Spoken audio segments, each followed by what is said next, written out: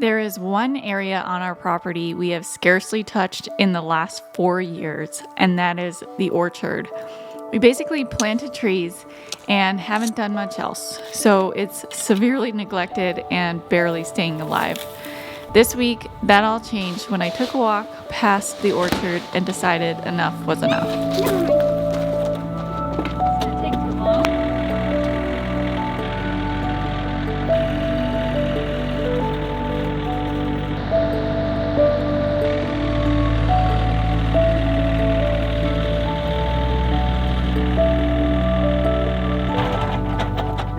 The pasture where the orchard is, it never gets mowed because normally for the rest of our property we rotate the cows all around it, but for the orchard we do not let the cows into this space. So the pasture has grown up a whole bunch, and I want to mow that down, and in order to do that I need to take off the cages from around the trees. We have those there for deer protection. I realized something unfortunate. So I mentioned before that we don't let the cows in here. How we keep them out is 2 strands of electric, but the electric is usually never on. I think when Cam does it, and I'm seeing some cow patties in here, and I had one tree that was completely broken and one tree that has damage, so that's really a bummer. I've talked about this for years, so that I want to put up a fence around here. Just like the way it is with homesteading, you have so many projects on the list, it's hard to prioritize what you want to do. I think this is moving up on our priority list of what needs to be done if I'm going to save these trees from getting ruined by the cows and the deer and everything else. My original plan was just to mow this with a lawnmower, but Cam said it would probably ruin our lawnmower, so I have never used the brush hog on our tractor before. So Cam taught me how this morning. It seems simple enough. Okay, I'm gonna teach Becky how to run she knows how to run the tractor. I'm gonna teach her how to safely operate the brush hog. See how it kind of goes halfway? That's not on, but it's like prepping to be on. So then push it one more time. That's on. Okay. Wish me luck. I'm gonna try it right now. I haven't gotten all of the cages off, but I do want to try and get some of this mowing done before it gets dark.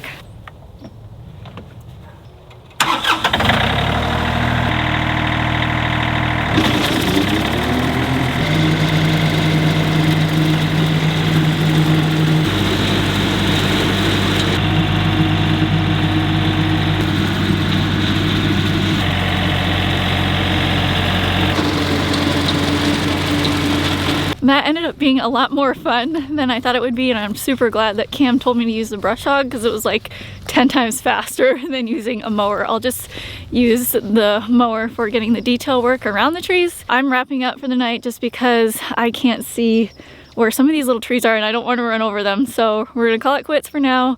I'll go in and then we'll pick back up on this in the morning. I'm feeling a little bit tired this morning because we ended up staying up late last night to make some Cajun cowpea soup. A couple days prior, I had made some turkey stock with the leftover turkey and turkey carcass that we had from Thanksgiving. So we decided to use that turkey stock for our Cajun cowpea soup, and we made it last night and we ate it for dinner. It was a late dinner as well, and now my kitchen is a mess, so I'm gonna work on cleaning up this morning. I've got some sourdough going in the oven, and then I'm gonna put the pot of cowpea soup back on because we didn't can it last night. We just put it all together, and then this morning I'm gonna pressure can some of that, and then I'll probably do another batch this afternoon. Need to put in the kale. Oh shoot. There's a bay leaf in there somewhere. I finished the canning and everything that I had going on inside, and it's a little later than I expected it to be, but it actually worked out okay because originally I had planned on finishing mowing and doing the mulching today, but I do not have a way to hook up a trailer to haul mulch down to our orchard because our side-by-side is in the shop. It's been there for like 3 months, and our truck is also in the shop today. We'll have the truck back tomorrow, so we'll get to the mulch then. I think that's probably a better big like family project anyway, and I'm just gonna finish this this mowing solo while Riggs is taking a nap right now, and I'm driving down there instead of walking so that I can come back super fast if I need to. When I was talking about cars in the shop, I just realized my car is also in the shop. This is a rental car because it had hail damage, so all of our cars are currently at the shop right now. It's fun. I still have some cages around the trees that I need to remove, so I'm gonna do that right now. Several of these trees have string on them because I'm trying to train the branches to grow a certain way, and I need to take that string off right now so I can take off these trellises. I forgot to grab a knife at the house, but luckily inside our tractor I found a razor that I think is going to work instead. Oh, yay, it works. While I'm working on taking down the T-posts and taking out these cages, I want to tell you about something that I have been asked about more and more lately, and that is where I get my garden boots from. So they are from Boggs Footwear, and I am so excited to have Boggs Footwear as the sponsor for this video. Right before we bought our land, I was doing a lot of gardening, of course, and I got so frustrated because every pair of garden boots that I had, they would split and crack in less than 6 weeks. And so I ended up doing a bunch of research and I found Boggs Footwear. I bought my first pair 4 years ago, and now that is all that I wear. If you look back through all my old videos and are wondering what boots I'm wearing, in every single one, I'm wearing Boggs. They're awesome because they are warmer, they're drier than other boots I've tried, they're also more comfortable, they're easier to get on and off, and they're really cute too. They have all different styles and they last at least 10 times longer than what I was using before. And now everyone in our family wears Boggs because there is such a difference in how comfortable they are and how long they last. So I highly recommend Boggs. I will leave a link to their website in the video description, and I also have a coupon code for you guys. Taking off all those cages from around the trees took me a lot longer than I thought it would. It is 5 o'clock right now and the sun has just set, so I'm gonna see how much mowing I can get done right now before it gets dark. Hopefully I'll be able to finish at least what I need to do with the tractor, and then tomorrow I'll come out here with the smaller mower and get around each of the trees.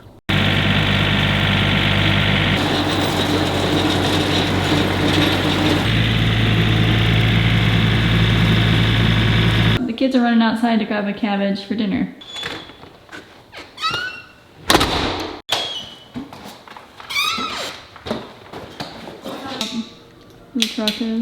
So we're serving up some sweet potatoes from our garden, a coleslaw, the cabbage, carrots, and onions from the garden, and apples that we locally source from a friend, and then pasture-raised pork chops from our place, of course. So it's day 3 of trying to fix up our orchard. I am still on the first step. I'm still mowing with our tractor and the brush hog, but I'm going to be finishing up today. I came out a lot earlier today than any of the other days so that I could actually finish this.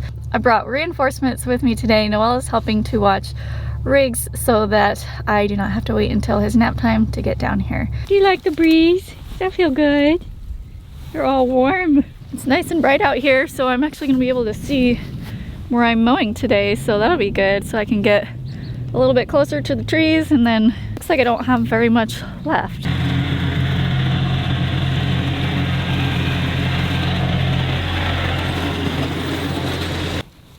Good job, babysitter. He's out.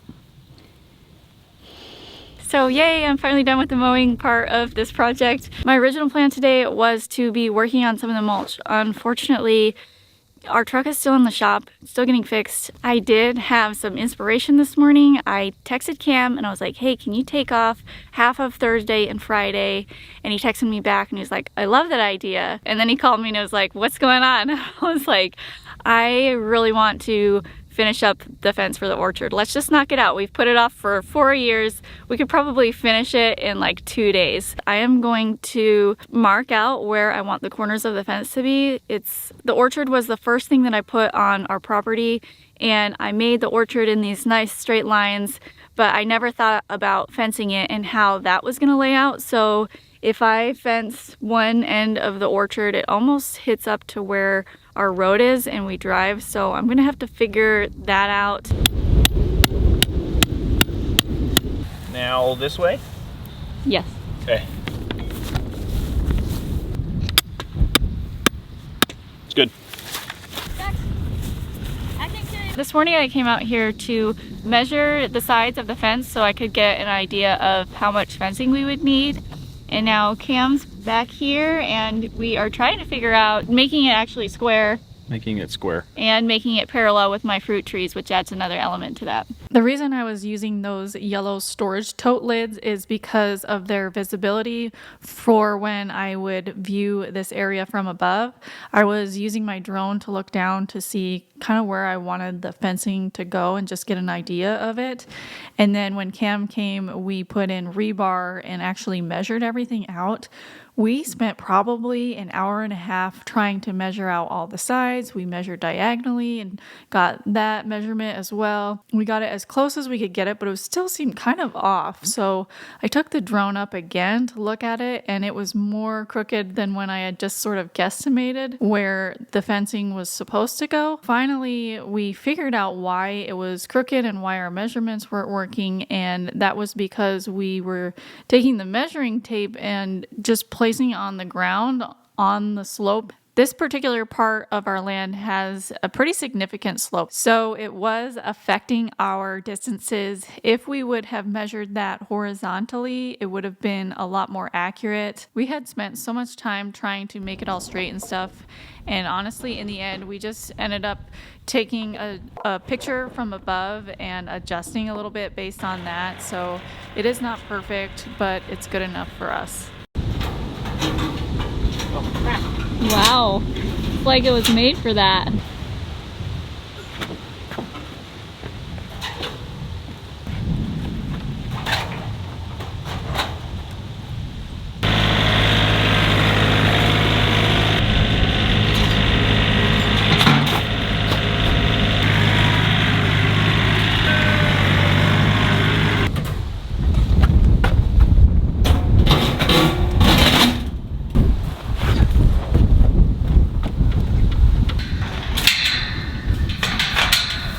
I got an 8-foot fence. I tend to do this because it happened there too, but we decided that's a little too tight. So I got to take this back and get a 10. Like an 8-foot will allow a tractor to go through, but it won't really let a vehicle and especially a trailer go through. You need at least 10 to 12 feet to do that comfortably. So I will take this back and get a 10-footer.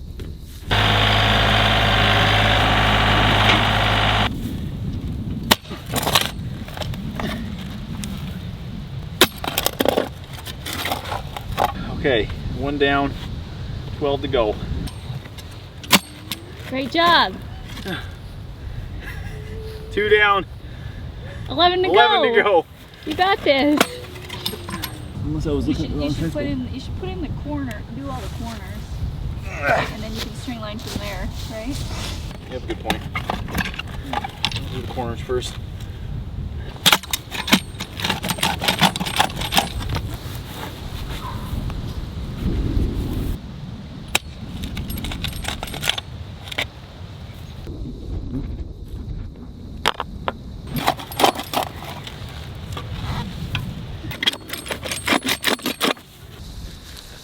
Okay, so Becky and I are doing this orchard.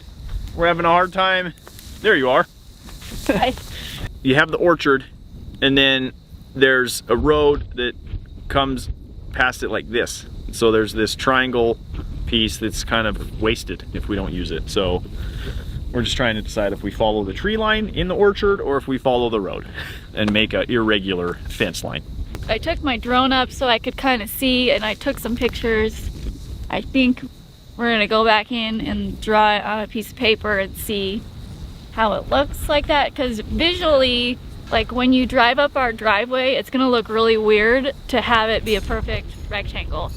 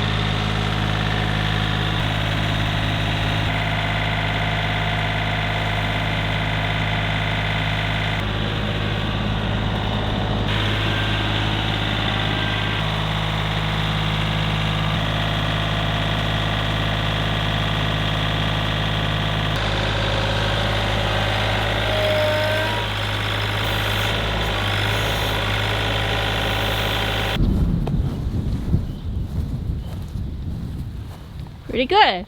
Since Cam's here today, he's teaching me how to back up the truck with the trailer. I've done it maybe once before. I feel like it's an important skill to have just generally. If he wasn't here one day, yeah, then I could know how to do it. Yep. Without. So wish me luck. Yeah, I'm also, you probably noticed, I'm also not very good at using the tractor and the scoop yet. He was also kind of coaching me on that as well so that I can be a little bit more proficient. So. She's pretty good. It just takes a little bit. Yeah. All right, so here we go.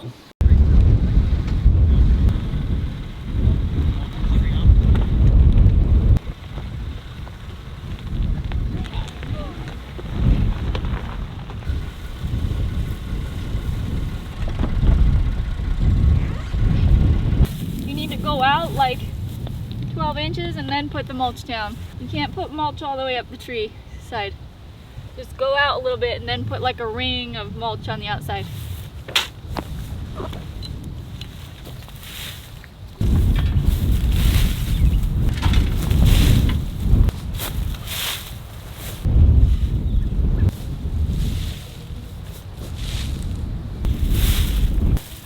Okay, wait, what did you do? You guys can turn.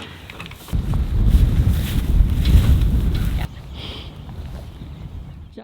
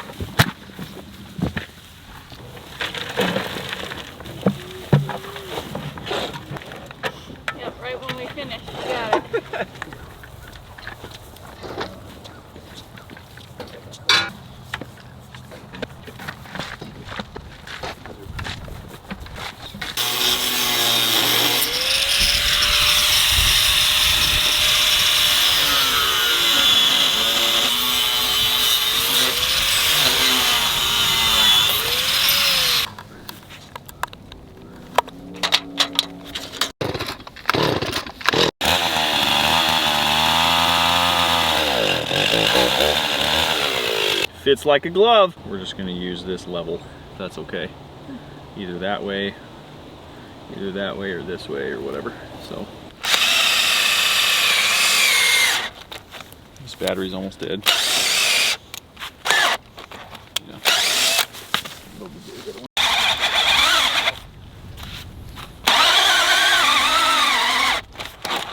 There we go.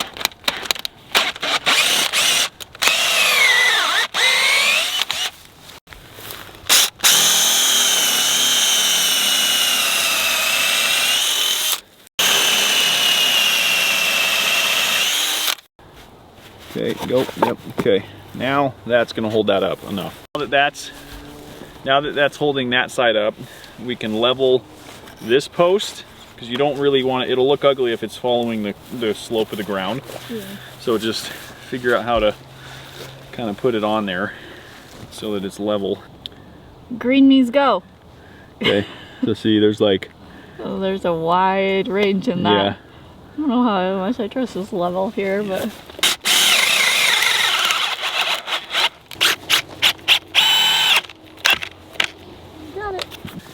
Lucky stars align, then it should go. Oh! Okay, cool. Now you need to see if it's actually level. Yeah, well, I'll come back down. But if you just look at it, it looks really good.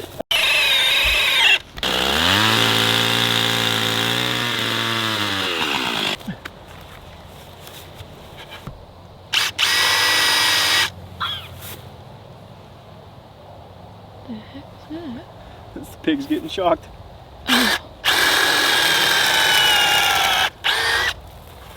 So I drilled this one a little higher off center so that this still lines up with that, because I had to drill this hole higher than that one so it wouldn't intersect. Oh, that's smart. So I only learned that from trial and error. Oh. So this one, because it doesn't have to line up there, we can just drill that in the center and it's gonna be fine. So. Yeah, okay. That goes through a lot easier. Why is that one easier? It's just a different piece of wood? Yeah, sometimes it's just different. You're in different parts of the wood. Oh, like the grain. You take the steel rebar and put it into the hole and then line it up with this one here, and then it holds it. And the purpose of that is just to hold it in line until we kind of squeeze it with the fence, with the tensioners. Okay. Is the phone level off that much? Yeah. Well, look though, like if you were level, like see that, like that's level, okay? Mm-hmm. So you literally have to raise it like we're like a quarter inch. So it's not, it's off, but yes, but it's not like. So we're not redoing that, right? Not like end of the world. Yeah, okay. Fine. Cool. Cruz just grabbed that from the house so that we could be a little bit more accurate. Yeah. Okay, it's right at that knot. That's good. Okay.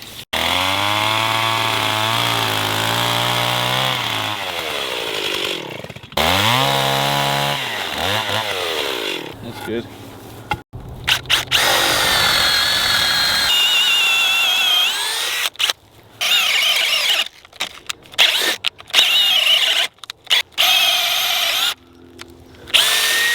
Rebar goes in. Yeah, that goes in really good.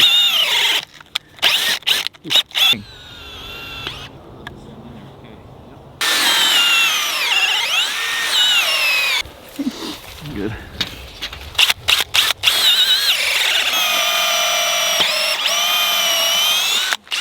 So I guess I have a tendency to be overly optimistic about how long a project is going to take.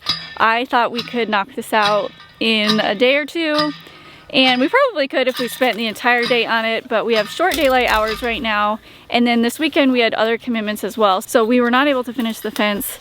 But Cam was able to come out here after work one night. He tightened the little tension things on the H-braces. I'm just getting these finger tight right now because I'll need to do further adjustments as we stretch the fence. Cruz just got home from school. He's putting in the rest of the T-posts. I thought we just had one side left, but we have two. And then we are gonna stretch this fence, just me and Cruz, and try and figure this out ourselves because Cam is busy at work. So I've never done stretching a fence before without Cam, and neither has Cruz. So it's gonna be fun to see if we can actually get this to work and get it tight and not hurt ourselves at the same time. Alright, well, I'm holding up over here. You can let go. We took a little break and went inside. Now we're back out and at it again. Hopefully we're gonna get at least 1 to 2 sides up before it gets dark.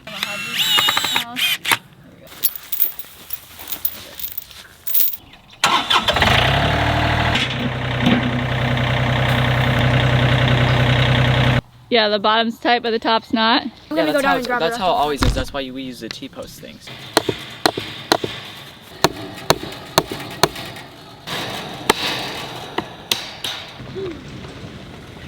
Hi. Hi. We got one side on.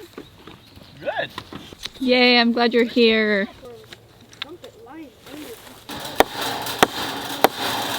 Good. Are you gonna like wrap it around a little bit, or? I like to give myself some slack. Like, okay, cool. This is really happening. We're doing this long stretch of fencing, and so Cam clipped both ends of these so we can join them together to make the full stretch. Each of the rolls is 100 feet, and we need about 150 feet to make it all the way down this fence line. take each loose end, as long as it's on the same one, and just wrap it. So now just hold it.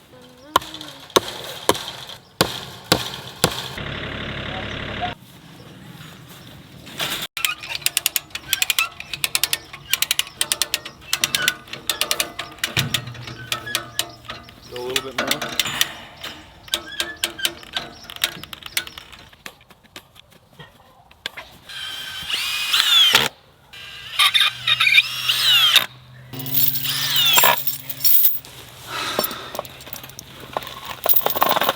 Okay. Hey, Jackson will come down here. Oh, I brought flashlights. Oh, thanks, Ken.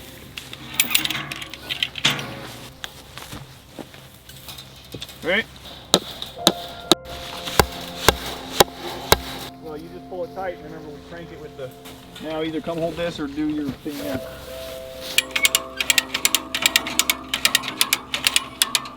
Hit like 5 more cranks.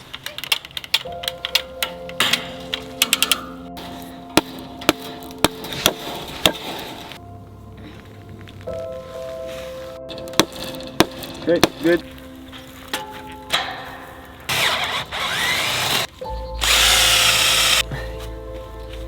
I usually use a crescent wrench or something for leverage, but I had a chainsaw tool in the back of the truck, so.